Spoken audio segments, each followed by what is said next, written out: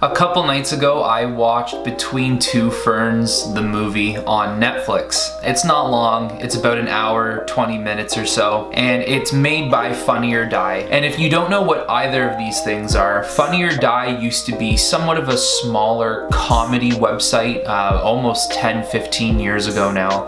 It is founded by Will Ferrell, and who some of you might know, Adam McKay, who is a director-producer. I guess you would now consider Funny or Die to be a pretty big production company. About 10 years ago almost now, Zach Galifianakis created this short segment for funnyordie.com called Between Two Ferns. And what he does is he invites actors and actresses to come onto this set, and of course it's all staged. There's nothing real about this, of course, but basically how the interviews go is Zach Galifianakis asks the actor or actress all of these weird questions that probably have nothing to do with why they're even there, and they're coming out of nowhere as well. And he's basically making fun of them and trying to like put them down, and it always backfires on Galifianakis because they end up attacking back at him. And it's just so funny because you would think being in an interview like that, obviously it's all like it's a script where they're going off of, but it must be so hard to sit there with a straight face and to act like, you know, like, because all the actors who sit there, they always have this face of like, why am I here? I want to go. I already know he's gonna try and like make fun of me. I just want to get out of here. So it's cool to see how they can act so differently around a guy like Zach Galifianakis, who is just in general a funny guy. Now that you have the premise of what the segment is about, they just started off as, you know, 3, 4, 5-minute YouTube segments. And he's done stuff with, you know, Bradley Cooper, Tobey Maguire, Samuel L. Jackson, John Hamm. There's so many people he's done these segments with. So last year they released a movie on Netflix, and I wanted to watch it for a long time, and I just kind of forgot about it. It got hidden in my list on Netflix. I was just sitting there the other night, once again, the same way I was doing with that Ricky Gervais's Humanity, and I'm like, you know what? It's an hour, 20 minutes. It's not that long. Let's just throw it on and see how it is. I'm a big thing about this with movies. Do not let people tell you what to watch and what not to watch.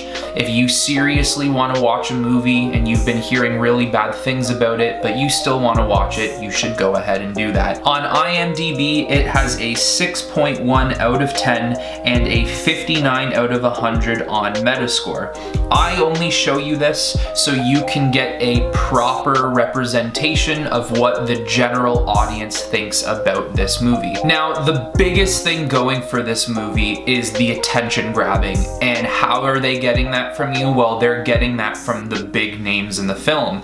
It's not just Zach Galifianakis, it's not just Will Ferrell who shows up as well, but there is everyone. There's people like Benedict Cumberbatch, Rashida Jones, and Adam Scott in back-to-back scenes, and I'm actually watching Parks and Recreation right now, so it was really interesting seeing them both show up in back-to-back scenes. You have people like Tessa Thompson, John Hamm, David Letterman. The list does go on for that movie. Peter Dinklage. There are a lot of people who show up in the movie. That right there is enough for you to say, huh, I want to see how awkward this is. Because that's what it's all about. He interviews these people, the interviews are super, super awkward, and you just want to see how these actors and actresses retaliate towards him. If you have seen Between Two Ferns on YouTube, if you have experience of watching those skits, you know how the humor goes in those sketches. So you will expect to see that humor in this movie. Now, here's my thing. Usually I wait till the end of these videos to give my review. I'm just gonna say it right now. I gave this movie a 6 out of 10. I did go along with pretty much the general audience of a 6.1 out of 10 and a 59 out of 100. The reason for this is because when the interviews are on, those are the funniest parts of the movie. There isn't enough of those parts in the movie. I at least personally don't think there are. And when you do get those segments, they aren't long enough. I think some of the longest segments of the interviews are with people like John Hamm and Benedict Cumberbatch. You also have one with David Letterman as well. Those are the longest segments of interviews in the movie. I do think that everyone else they interviewed should have been a little bit longer. The movie comes out to a 1 hour 20-minute runtime. I also think they could have gotten away with an extra 10 minutes. You could have filled those 10 minutes with awkward dialogue between Zach Galifianakis and whatever actor or actress or singer or producer he was interviewing during those times. There are moments in the movie that are really funny outside of the interviewing process. There's a couple of scenes where I did get myself going like laughing out loud. I will say though, outside of the interviewing scenes and outside of those select moments that did make me laugh out loud, which I think there were only maybe 2 or 3, most of the time it was kind of like,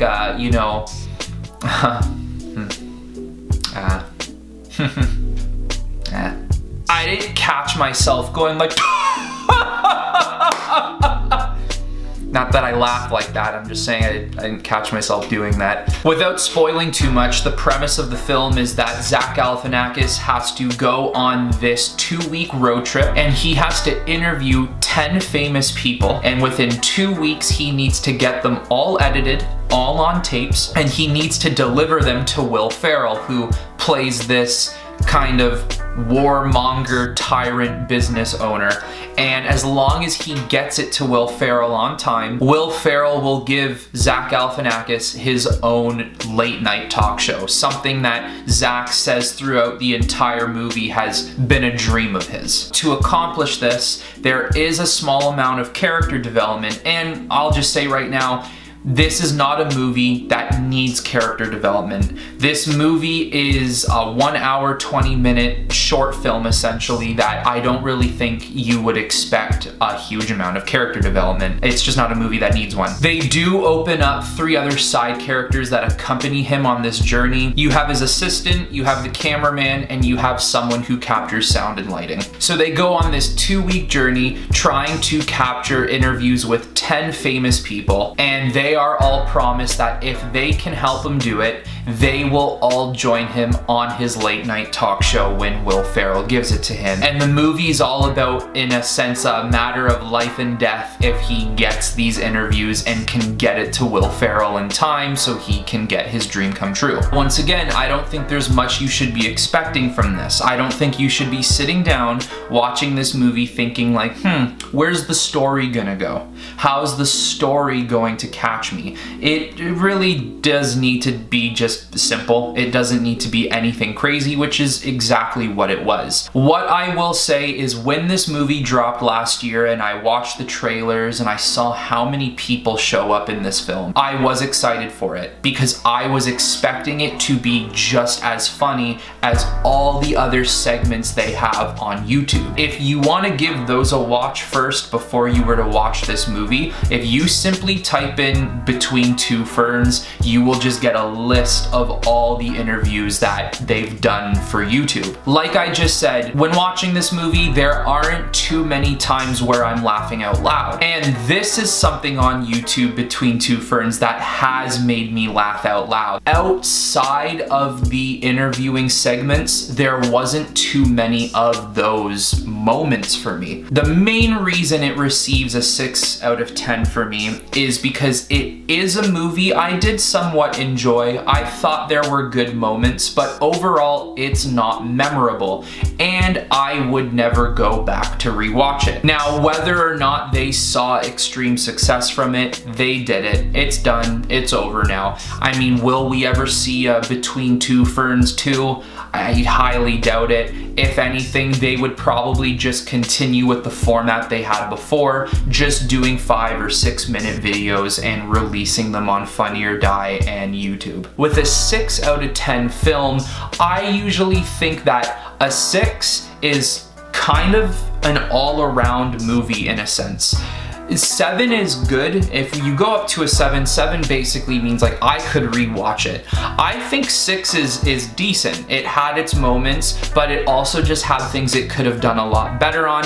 I would never watch it again, but that does not mean I regret watching it the first time, because it did have things to offer. So I do highly suggest checking this movie out. You will probably have a good laugh at it. But that is it for this review video. If anyone has seen this movie, shoot down in the comments below and let me know what you thought of it. Alright guys, until next time, see ya.